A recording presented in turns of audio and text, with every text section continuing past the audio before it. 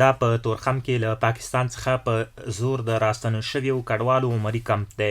د کرنې، اوبو لګولو او مالدارۍ وزیر د کډوالو له پنغالي څخه د کتنې پر مهال وویل ژر به ټول هیواد کې له پاکستان څخه پر راغلیو کډوالو د ځمکو د ویش لړۍ پیل کړي. هغه مهاجرین چې ګرسره د سکونت لپاره مځکه نه لري، هغه دپاره کوچنی کورو دپاره چې تر 15 نفوسه پوره چې کوچنی کور هغه ته 15 بسپه، تر 10 افراد چې نفوس په کور کې ولري هغه دپاره 10 بسپه، تر 10 چې اضافه په کورنۍ کې هغه دپاره 15 بسپه. دا ورکول کیږي ملکیتاً د سکونت دپاره. هغه مهاجرین ته ورکول کیږي چې ګرسره افغانستان کې مځکه ونه لري. نوموړي زیاته کړه چې د هیواد په 40 ولایتونو کې اسلامي امارت هغو کډوالو ته هم د کار لپاره ځمکې ورکوي چې د استوګنې ځمکې لري خو د کار درکې نه وي.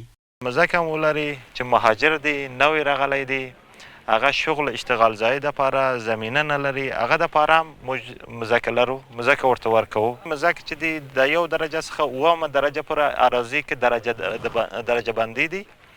دا ښه مځکه کې مهاجرین دپاره موږ بغیر داوطلبي تخفیف سره 1 کال بغیر مالیات بغیر شیمه ورته ورکوو، د هغه تر څو چې دلته دغه کولی شي، شغل اشتغال ځای کولی شي، خپل روزګار او نفقه دپاره یو شی پیدا کولی شي.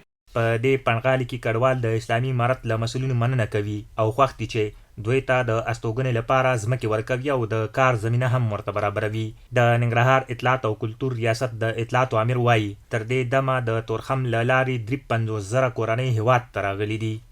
تر اوسه پورې د تورخم فرضي کرښې نه تقریبا 3 لکو په خواشه کې افراد راستانه شوي چې دې کې تر ډیره برخه د ډیپوټیان هم دي او همدارنګه د کورنۍ غړي هم دي او 53,000 په خواشه کې کورنۍ هم راستنې شوي.